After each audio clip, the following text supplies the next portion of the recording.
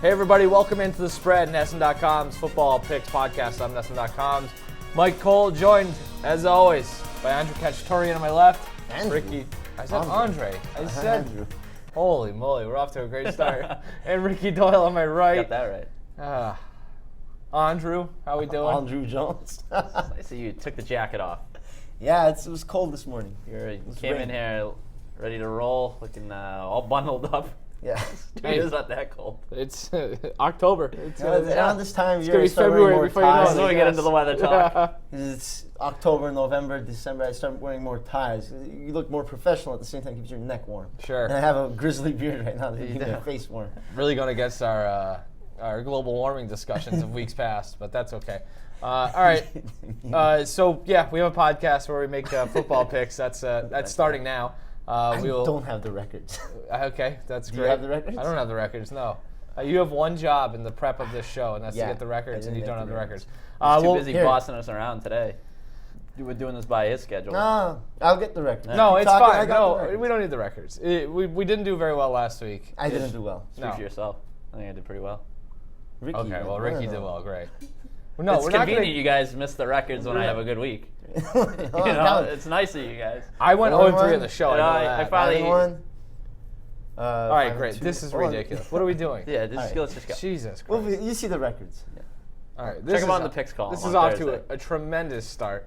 We'll make the picks of the three best games of the weekend, do locks, upsets, and we'll get out of here probably sooner than we ever imagined, considering Andre has got a hair across his ass for us to be moving quickly today. So let's get right into it. We'll start Sunday afternoon. The Philadelphia Eagles host the Minnesota Vikings. It feels like these two teams have played a million times in the last 3 years. Maybe that's just me. They did play last year. Minnesota In the NFC Championship too. Yeah, and Minnesota won that game. That was 2 years ago. The NFC Championship. Yeah, the last few. Sure, yeah. Minnesota won last year 23-21 in Philly without Dalvin Cook.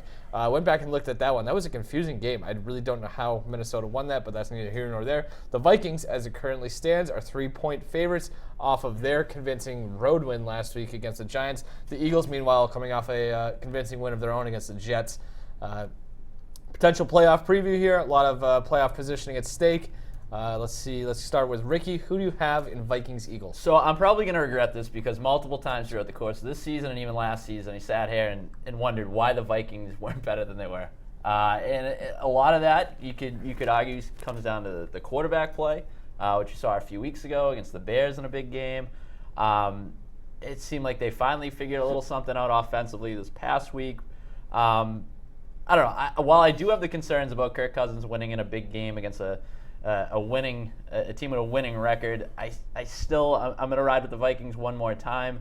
I just think that defense at all three layers is it's so good, particularly at the second level. Their linebackers they're strong in coverage, which I think should limit some of the weapons that Philadelphia has on offense, particularly their two tight ends.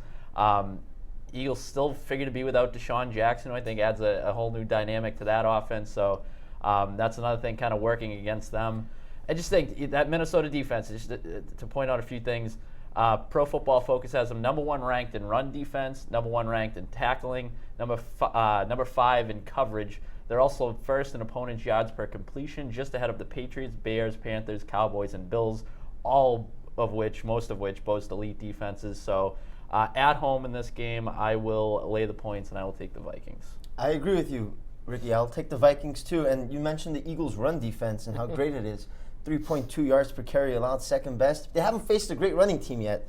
They face Washington, Atlanta, Detroit, Jets, and Packers. And Packers have Aaron Jones, but they're 25th in yards per carry. None of those teams average more than 4 yards per carry. Now they're up against Dalvin Cook, who I've whiffed on. Yeah, I agree. I whiffed. But he's averaging 6 yards per carry this year. So this is going to be a big test for the Eagles' rush defense. We're going to find out if they're for real or not. And I'm just going to take the fact that Cook's at home, and he's going to be able to run against his Eagles' rush defense, and that's going to take pressure off Kirk Cousins. And, you can do much worse than Kirk Cousins. Look at all the quarterbacks in the league right now. Kirk Cousins is an average quarterback in the NFL. There's so much bad quarterback play. Luke Falk and whatever the Steelers have. What's his name? Hodges? Yeah. I think his nickname was Duck. Duck Hodges. I mean... Not a name you want as a quarterback either. Cousins has only really had one bad game. It was against the Packers 5 touchdowns, 2 picks, 68%. So I'll take the Vikings, and they're going to be at home. They're fired up in that stadium where a bird crashed once. I think Eagle the was key a bird. is treating Kirk Cousins as he is, which is like an average quarterback. I mean, I think they did a pretty good job of that this past week. We had some, he wasn't flashy. He wasn't asked to do too much. Sort of just quick, consistent throws. He was pretty accurate for the most part this past week. So just, again, treating him is for what he is. I mean, he's not going to be quarterback. Yeah, but that's fine. He won't be terrible if Cook is running the ball. Yeah, which I think he will. Yeah, I'll take the Vikings too, which is going to really piss off the Eagles fans, but whatever. I had a lot of the same points as you guys. There's not the Eagles haven't faced a rushing attack that's ranked better than 21st in yards per carry. Just to kind of add on to what you said. Sorry? The Eagles haven't taken.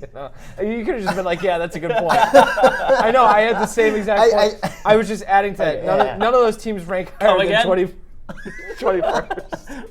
Pardon. There are still some issues too, I think, and we didn't see it last week because again they were going up against Luke Falk, but like that, haven't seen a whole lot of the Viking why do I keep doing that? Eagles pass defense. They've allowed, I think they're a lot of yards after catch too. They're 23rd in tackling, Pro Football Focus. They had allowed 323 passing yards per game until they held Luke Falk to 67, I think it was last week. You go back to it really helps pads up your defensive stats. Yeah, exactly. They'll skew the average quite a bit. I think too. You go back to that Week 1 game against Week 1? I think against Washington. Maybe this is a game Kyle Rudolph finally gets right. We saw it was Vernon Davis had that big catch and run. Like he had a nice game there. So that's something to keep in mind. And one thing to monitor. It sounds like Darren Sproles won't be able to go. I think he had a hamstring injury. If that's the case, that could actually be quad. Excuse me, wrong side of the leg. If that's an issue, they have the second best drive start in the NFL, average drive start this year. And once again, Sproles is a big reason for that. He's among the league leaders in punt return average. So it's just something to keep in mind. If you got to play with an even longer field against that Vikings defense on the road, that makes life a little bit more difficult for Carson Wentz and the Eagles. I like the Eagles a lot. They were my Super Bowl pick out of the NFC, and I think they can still get there. But they've had a hellacious start to the season in terms of that schedule. So. Schedule, injuries. Injuries are a problem. I mean, their cornerbacks, they've been down a couple cornerbacks. And their corners weren't very good to begin with. Exactly, yeah. I mean, that was their one pain point coming into the year. You lose Malik Jackson, Tim Jernigan, so obviously some issues along the defensive line as well. One thing to keep in mind, though, the trends. I know we got bagged on for trends last week. Philly, all of them go in Philly's direction. So if you're looking for an Eagles slant here, they're 5-0 in their last 5 games versus teams with winning record. 5-0 against the spread, excuse me. They're also 5-1 against the spread in their last 6 road games and 4-0 against the spread in their last 4 games as an underdog. So Doug Peterson coaches them up against the line pretty well. Eagles, should be noted, have a negative yards per play differential. You do. 26 I didn't bring that up. I know, but I was waiting for it. But 26 in yards per play, 11th in opponent yards per play. Whereas the Vikings, 7th in yards per play, 3rd in opponent yards per play. The yards per play differentials are very weird so far. Like I think the Packers might be negative too. Negative. They get so many turnovers though. Yeah, it's true. It's just on that. I think it's still a little too early to really know what we're looking at there, but that does jump off the page when you start seeing those negative differentials. Vikings are 3rd, I think. Behind. Right, and there's plenty of teams at the top that are like, these guys aren't very good. So, yeah, it does come down. Turnovers are huge, and it's just like making the most Vikings, of your red zone opportunities. It's like I said at the beginning, like you look at so many different categories in analytics and see where the Vikings rank. It's just like it's also still funny. One of the best teams in the NFL. Yeah, it's funny though. Like this feels like a 9-7 season for them again. And actually, if you go look at Kirk Cousins since he took over in Washington. In 2015, his teams have gone 9-7, 8-7-1, 7-9, 8-7-1. Now they're 3-2 this year. It just looks like another 9-7 record. He's like the Jeff Fisher of quarterbacks. So. 5-27 straight up against teams with winning records. Yeah, that's tough. He is what he is. Gotta give me something. Yeah. That's true. All right, we're sticking. This is also Sunday afternoon, 1:00 game, if I'm not mistaken. Only 6 1:00 games. Yeah, this past week, what do you have, like 10 of them? 10? And then the 2, because they tried to load up that Packers-Cowboys game. which didn't work out very well considering that was so one-sided for most of the game. But I didn't mind it. But I also like it this week. It's interesting this week from a local standpoint. We have the Patriots on Thursday night, so we're gonna get a full slate of NFL action on Sunday. No blackouts, nothing like that. So and a little more balance. Also, we have a London game, 9:30 a.m. So if you really want, you can staple your ass to the couch for 15 hours or whatever it is. So all right. And this is one game you might want to keep an eye on. The Houston Texans head to the Kansas City to take on the Chiefs. Chiefs just handed their first loss by a really good Indianapolis Colts team.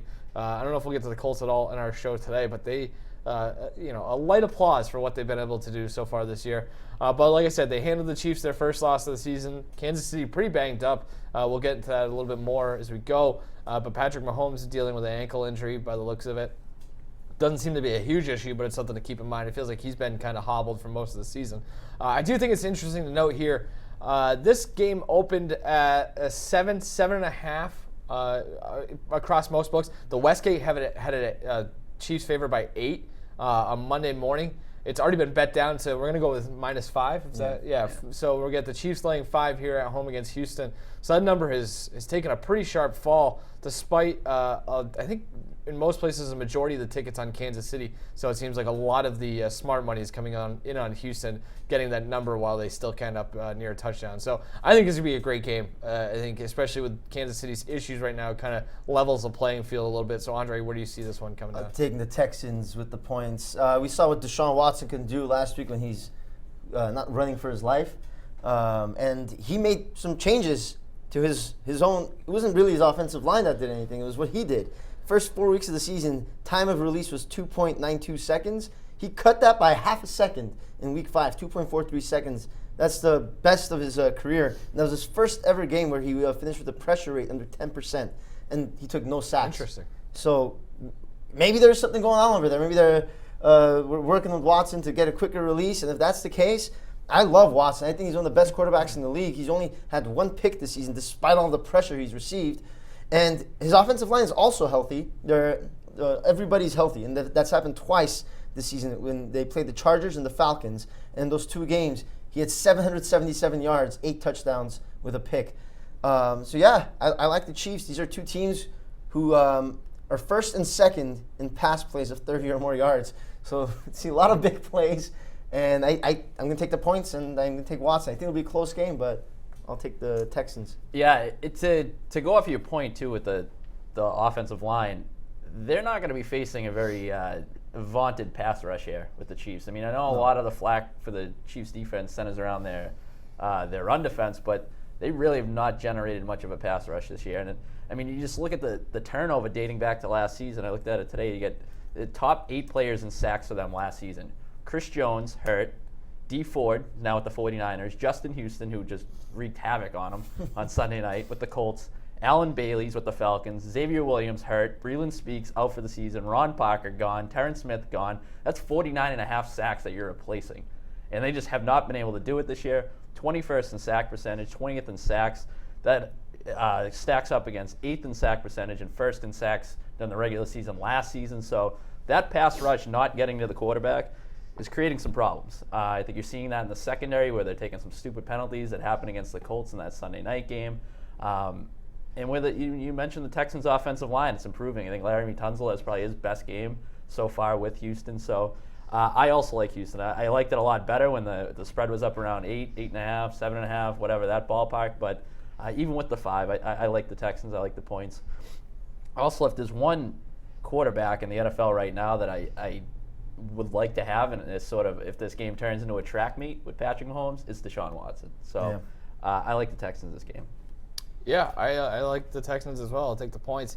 It's for a lot of the reasons you guys mentioned. I think a lot of it comes down to Kansas City's defense, where the run defense especially is still not good. I mean, we've been banging this drum for 2 years now. They've allowed 3 running backs to top the 100-yard mark already this season. The only other 2 teams who've done that, Miami and Arizona, and those teams stink. It combined 1-7-1. It's a mash unit on the up front, especially. Ricky, I think you mentioned the Chris Jones and Xavier Williams injuries. They've got what's his face, a linebacker is banged up as well. They finished last week's game with just 5 healthy defensive linemen at the end of it. They had to put in Kalen Saunders, whoever the hell that is. He's a rookie. Like, he's just playing his first NFL game on Sunday night against the Colts team that was just running the ball all over him. Houston all of a sudden has a running game too. They've gone over 100 rushing yards in 4 of their 5 games this year. They're averaging 129 yards per game, which is actually a really nice job by them after losing Lamar Miller for the season to start the year. I think a lot of that is you have to respect the outside passing game as well. And, DeAndre Hopkins, we all know how good he is, but if they're going to get anything close to what they got out of Will Fuller the 5th this past week, if Will Fuller can be in third of the 4th, they'll be all right. And I think it's one of those things where you kind of have to start to respect all of it, and when you have to start game planning for more than one thing, it's going to be a hell of a lot tougher to take away what you do well. And I think the Chiefs are just kind of up against it right here with the defense going up against that Houston offense. And the pass rush thing or the pass blocking thing was a big concern, but they kept them clean against Atlanta, and I don't have a whole lot of reason to believe this Kansas City defense is better than Atlanta's. I think they're pretty comparable. Maybe going on the road makes it a little more difficult, but 5 points for a team like Houston still feels like a decent amount. So I'll take the road dog here. Yeah, this isn't going to be a cakewalk for the Chiefs offense either. That's the other thing too, right? I don't know how Patrick Mahomes is going to become game time, but it obviously the ankle impacted him in the second half of that game against Indianapolis. If he can't move around and do the things that he usually does, that makes it awfully difficult to compensate for, one, the poor offensive line, because that offensive line sucked against Indianapolis, and also just the overall just banged up assortment of weapons that he has. I mean, maybe Tyreek Hill comes back this week. I don't really. It sounds like he will. It sounds like he is going to play, so that's a boost there. But I mean, for the most part, when you have a quarterback of his talent, you're able to mask some of your other deficiencies. Yeah. If he's banged up, not running on that ankle as well as he has in the past, then that's going to cause some problems, especially going up against a pass rush like Houston's. You throw J.J. Watt at them, you throw Whitney Merciless at them, DJ Reader. I mean, the Colts basically were able to rush 4 and play man, and they had success that way. So maybe Houston's able to do something the same. Yeah, it's a copycat league. I think Texas takes some from the Colts' game plan as well. That's the other thing. I mean, with the running thing, yeah. What did they have like an 8-minute drive that went like 40 yards? The Texans did. They ended up. It was at one point in the second half. The time of possession battle was 17-3. It was in the middle of the fourth quarter. It was like, which again is like, I know that's like the cliche thing whenever you're going up against a good offense is like, the best defense is a good offense or whatever. But yeah, I mean, people have been saying that for years for a reason. Like if you can keep them off the field, you get a much better chance. So something to keep in mind. Let's go to Los Angeles. Yeah, another Los Angeles game. All right, whatever. You know what? I am sick of all the hatred towards the city of Los Angeles from the people of New England. It's just Dakota Randall works here as well, saying some. I don't know. I didn't even want to get to this. Let's talk about this game. Why don't you take it up with us? New Englanders just always throw shade at California. It's a nice place. All right, relax. Hey. It's part of the same country, United States of America. Hey, California. All right, San Francisco takes on the Rams. The Rams. What did the Rams do last week? They lost Thursday night. It feels like 2 months ago at this point. 49ers, meanwhile, throttling the Cleveland Browns on Monday Night Football. 49ers look like they're one of the 3, 4, 5 best teams in the NFL. The Rams, when right, can make a case for that as well. So this is a big game with a lot of divisional implications on the line. Despite all of that rest, or I guess because of that rest and all of that, the Rams, by virtue playing at home, 3-point favorites in this one against the 49ers. Ricky, who do you like here? The more I watch the 49ers, I'm trying to figure out what their weakness is. Like, I don't know if there's... Like, you look at them across the board. Might be the quarterback. I was going to say that it might be the quarterback if they have one weakness. And that's a relative weakness. Exactly. Yeah. So, I mean, you just look. They're just...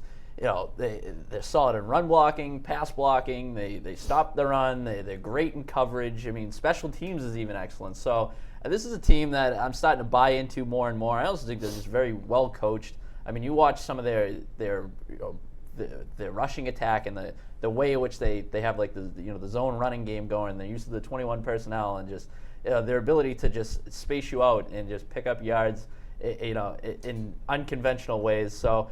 I like the 49ers in this game. I think on the Rams side, I think a little bit, the offensive ingenuity that we sort of come to expect from Sean McVay. I think that's hampered a little bit when you got the inconsistency of Jared Goff. Also, Todd Gurley, I don't know when he's going to play, basically series to series at this point. So, I'm also starting to come around on the idea that as much as I like Sean McVay and as good of a head coach as I think he is, he finds himself getting outclassed a little bit by good coaches. I mean, you look at the coming off the loss to Pete Carroll, they had a loss to Bruce Arians and the Bucs.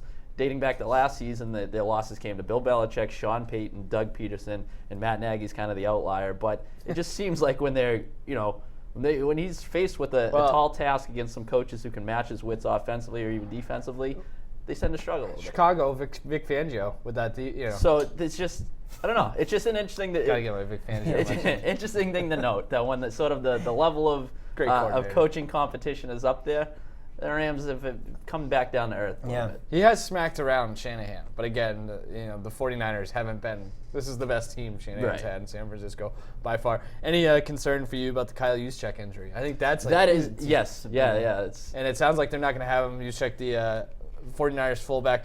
I think I love what they showed him a couple times in the Monday night game, like how he goes in motion, kind of to your point, to like set up blocking angles. Yep. It's wild. It's pretty cool. So, what do you got? I got the 49ers as well. I agree with a lot of what Ricky said, how complete the 49ers are. And the metrics show it, advanced metrics, regular metrics, whatever you want to say. They're second in yards per play differential, fifth in sack rate.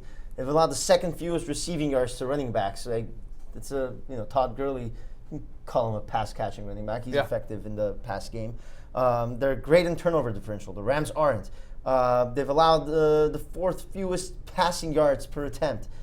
Second in coverage grade on Pro Football Focus. There's just top 5 in everything. And again, Richard Sherman, wow, fountain of youth. I don't know, 12 receptions. He's old and he's nasty. Out of 21 targets, he's old and he's nasty. Yeah, only a 50.6 passer rating allowed. It's just phenomenal to see that. And their other corners are great too, Witherspoon and K'Wan Williams. And they haven't allowed a rushing touchdown. You take Gurley out of the game, force Goff to throw and make mistakes. What, he has 6 picks in the last 3 games? Being exposed. I don't know who mentioned this too. I saw it on Twitter. Pretty interesting to note that Sherman's doing all this. He's coming back from an Achilles. Like, nobody ever does this from an Achilles. It's pretty impressive. Man, I look at this 49ers schedule. They haven't played anybody yet, and that's giving me a little bit of cause for concern. They've played Tampa, Cincinnati, Pittsburgh, and Cleveland. But if there is a defense for them, it's that they've kicked the tar out of each one of them, except for Pittsburgh, and they almost that was more self-inflicted. I was going to say, a few of those. 5 turnovers in that game. Any sliver of a game that they've had to this point have really been a product of them turning the ball over or something. And that is an issue. The turnovers they've done that way too many times. I think that's something that'll kind of come as they go. Man, I've gone back and forth on this one all morning, but I'm going to take the 49ers as well, so make it a clean sweep all the way across the board. I don't know if, Andre, you mentioned this. Pro Football Focus ranks Los Angeles' offensive line is 30th in the NFL. That's not great. They don't have a very good run defense. Both of those things were huge issues for the Browns going into Monday night's game, and we saw how they were able to expose that. Like I said, the Juszczyk thing really kind of gives me pause or reason for pause. Yeah. Hey, you're getting the points. Yeah, that's true.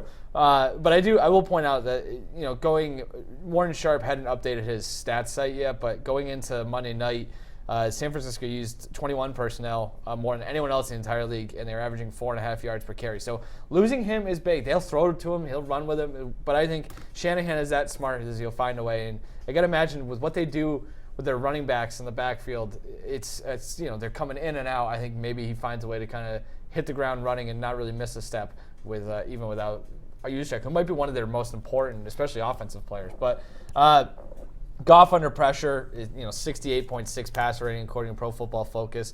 You got Bosa's coming along. He's been just a freak show. Maybe the sack numbers haven't been there, but they were there on Monday night. And I like this also from Pro Football Focus. Now, bear with me here. Since 2006, there have been 549 instances where a first-year edge defender played at least 25 pass rush snaps in a single game. All right, so basically a rookie edge defender playing 25 pass rush snaps in a game. Bosa's win rate of 36% was the highest among any of those 549 players. This kid's a freak show. He's finally getting to the quarterback. You know, and if you go look across that entire offensive line or that defensive line, there are wins across the board for them against the Rams. I think the Rams' inability to protect Goff is really going to be an issue in this game, and I think that's a way that San Francisco at least keeps it close and maybe even wins this game. I think if you're going to look at the 49ers here, you're going to take the points. You might as well go with the money line. So you mentioned the personnel groupings, and you mentioned Warren Sharp in his stats. I found this pretty interesting. He tweeted out, this was prior to the Monday night game, but the 49ers run defense against 11 personnel, giving up 2.8 yards per carry, 39% success rate. So the Rams, a team that run pretty much strictly 11 personnel. I mean, you would think that on the offensive side, if you're the Rams, you got to make some adjustments because the 49ers have had far less success defending 12 personnel. So maybe this is on the Rams to make some sort of offensive adjustment. Or otherwise, Johnny Hecker, fake punt pass. Well, if they just line it up and run it like they're accustomed to doing, they're going to be running right into a buzzsaw. Yeah. So it's a good analysis on all of us today. I'm very proud of us. We've all three of us have thrown us some really interesting stats that you can't get anywhere else but here. Well, or Sharp Football and Pro Football Focus. We kind of bring it together. We bring it together. We aggregate it. It's the aggregation never stops.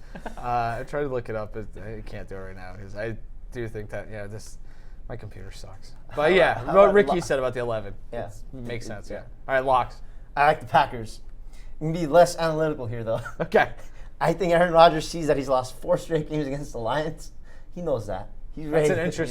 That is a real interesting revenge game angle there. Like Monday night at home. I don't think Rodgers played one of those games. A lot of buzz about this Lions team right now too. Yeah, and it's just, come on.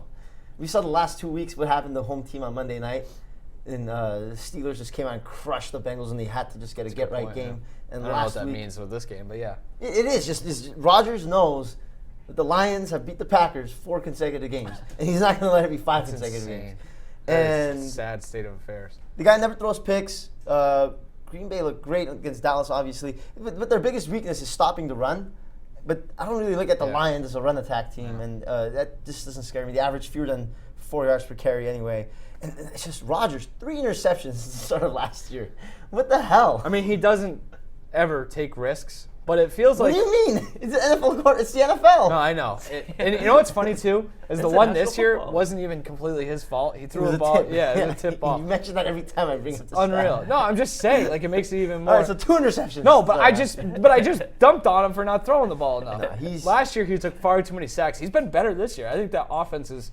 They're starting to click. Yeah. And the Packers are weird. I think I have some Super Bowl futures that I might want to get into after we get done here just to kind of kick around.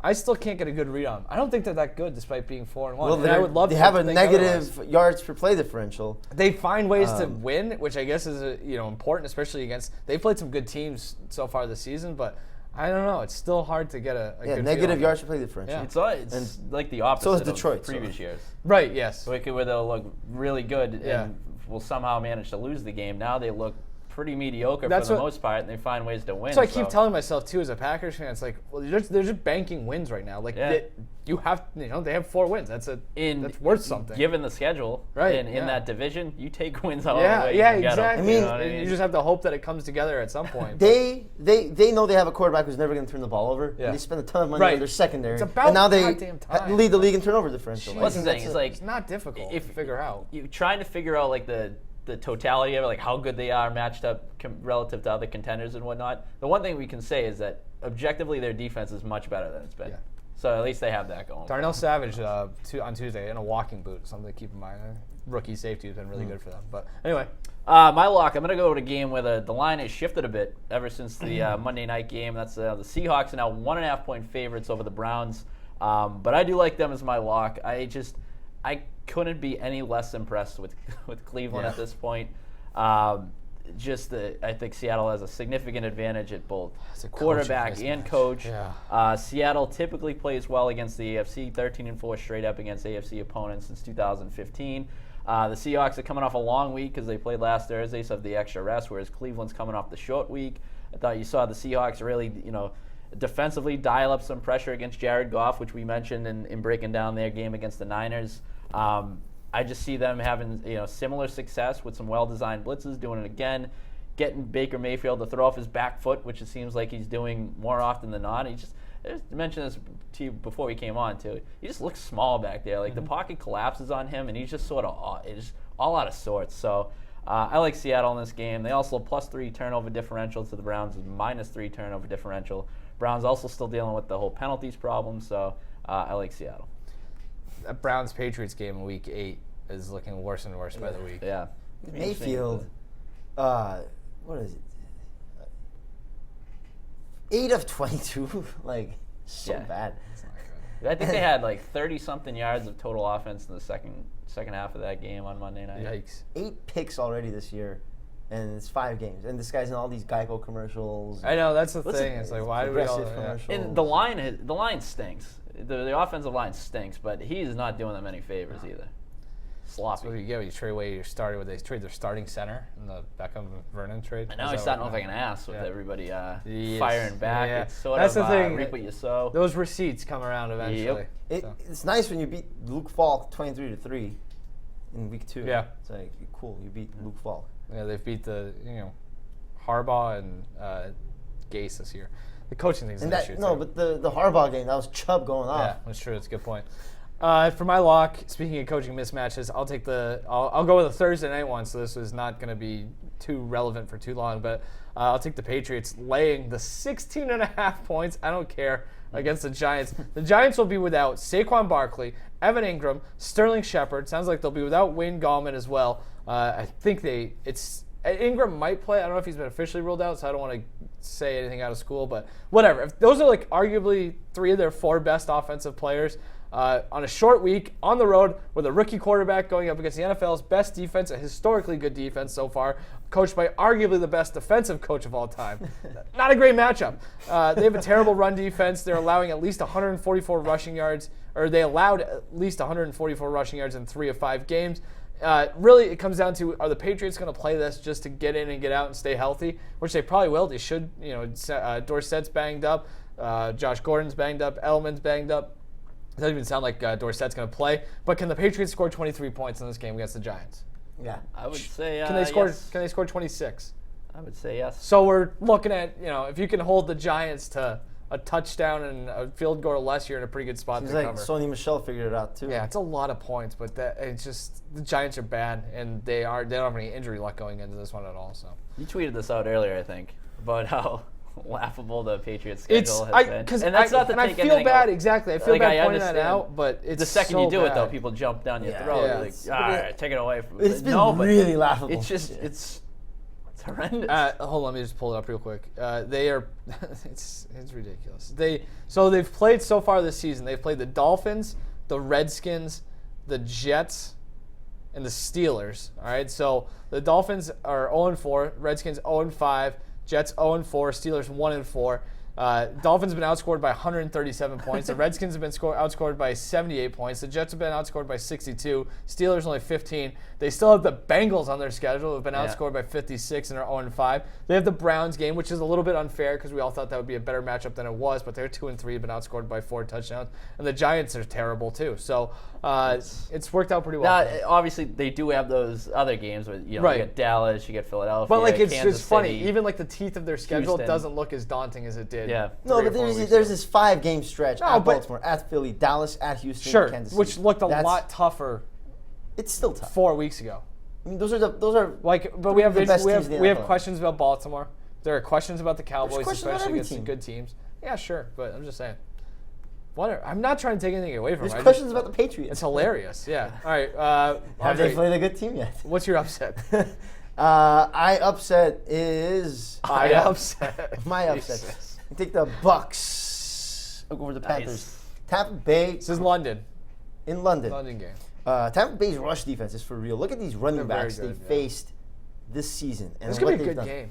Tampa Bay held Breida to 37 yards. They held McCaffrey to 37 yards. They held They've already Saquon played, yeah. Barkley to 10 yards, and they injured him.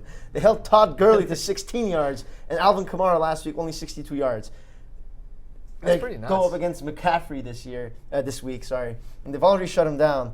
And Jameis Winston, last 4 games, 10 touchdowns, 2 picks. But I think this is the type of game where we see McCaffrey limited because he won't be able to run the ball as well against a vaunted Tampa Bay Bucks rush defense. And we're going to see Kyle Allen tested for the first time. He's going to have to throw the ball a lot, and I don't think that's a good recipe for success. Where is that game? London. I know that. It's the same place it was Tottenham last Hotspur Stadium. Yeah. Was that grass or is it I turf? don't remember. I'm just saying, if it's grass, I like it even more. Sand. It's going to be tough to run against. So, all right, Ricky, who's your... I'll check right now. I think it's great. I mean, if it's soccer, it's probably grass, but it sure looked like turf. Maybe they brought it in. Whatever, go ahead. I'm going to go with the worst game in NFL history.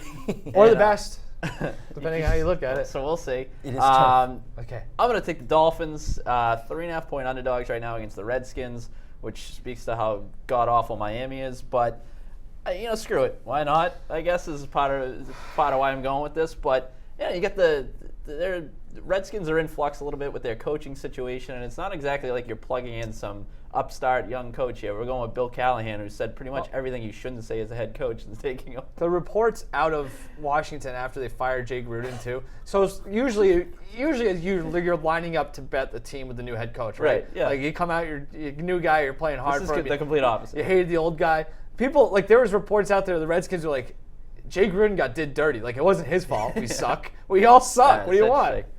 It's just like so you see some of the tweets out there that basically like Callahan's saying like we need to run more on early downs on Warren first Sharp down. bludgeoned Maybe it him was for him. that, Yeah, and we got to throw more on third down, which is just like the most basic thing on the planet to say. But it also flies in the face of like everything that any sort of success they've had to this point is they're the worst rushing team on first down, worst passing team on third down. Let's do what we do bad more. So I don't know what they got going on. Redskins have also never won in Miami. I don't know if you want to throw that in there. They're 0-5 straight up in Miami. The Dolphins have to be like licking their chops here too. They're well rested. Yeah. They're coming off the bye, right? Yeah.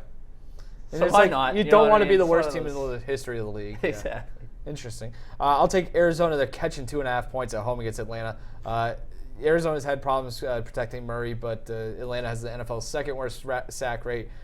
Falcons committing the most penalties per game this season. They have the third worst third down defense and the 9th worst red zone defense. The defense is an issue. They hired Dan Quinn to fix that. Injuries have ravaged it, but he hasn't done a good enough job. He's going to lose his job at some point, and who knows? You can't trust that offense. Plus, they get a tough spot where they were at Houston last week, and I have to go back across the country to take on Arizona this week. So I like the Cardinals, and I like them maybe on the money line there to win straight. How about the Falcons, huh? They sucked. Yeah. Super Bowl pick, right? They were like a. I had them up there. Yeah, I had them. they were on my bet slip to win the NFC just because it was good the odds. They're like 15-1 to win the NFC. Speaking of, let's run through the Super Bowl odds real quick. I like sporadically check in. Patriots 3-1 to win the Super Bowl right now. That's insanity. Kansas City 6-1. Stop me if you hear anything you like. New Orleans 9-1. Both the Packers and Eagles at 12-1. We got the 49ers. I like this one 15-1. Dallas 15-1. Rams 16-1. Seahawks 20-1. Houston, I like this one as well, 26-1, and Indy especially 35-1. So I like Seattle. I was gonna say I like Seattle. Seattle 20-1. That's good value. Good value. And there's been a lot of talk about the Russell Wilson MVP odds. Those have come way down. I think he's down like 5 or 6-1. He was up as high as like 14-1 a week ago. He seems like a guy, especially with Mahomes' ankle injury. It might come down to Russell Wilson versus Christian McCaffrey. You're talking about most valuable player. Right. He's throwing a DK Metcalf. If you're looking It's at unreal. looking for a value pick there, you could do worse than hitching your wagon to a good quarterback coach combo. And I think you get that with Seattle. And also the familiarity on just having been there before this. That's true. That's a good point, yeah. Because there's a lot of other teams that they need certain things to go their way. I feel like for the most part with Seattle, you've got some constants there that. So that is that's a good playoff point, time Ricky. could pay dividends. If we're power ranking quarterback coach combinations, it's the Patriots 1. Yeah. Then probably the Chiefs, I guess. Yeah. Seattle's right up there. New Orleans 3. Breeze is healthy. Assuming Breeze is healthy when it matters. Yeah. And then it probably is Seattle, right? I mean, you're not going to put Rodgers and LaFleur above that. Wentz and Peterson, maybe if Wentz is playing as well as he can, but they're right up there. And the thing with Seattle too is I don't know if they have a crippling flaw. You know what I mean? There's some areas that you look at and you're the like, flaw might be the division. It's a tough division. Yeah. And they have Especially beat if some. Arizona But starts it's the same crappy thing as teams. Green Bay where they're banking these wins early. Right. That's a good point too. Yeah. They have Well, that's the played- thing too. If you get them, like you're not going to want to see them coming to town in the divisional round, even if they have to get in as a wild card. You know, if they win wild card weekend, Right. or even, you're not going to. What were some of the teams that are ahead of them? So they're 20-1. So the Rams. Cowboys, Rams, San Francisco are all in the 15 or 16-1. Then you get up to Philly and Green Bay 12-1, New Orleans 9, Kansas City 6, and New England 3.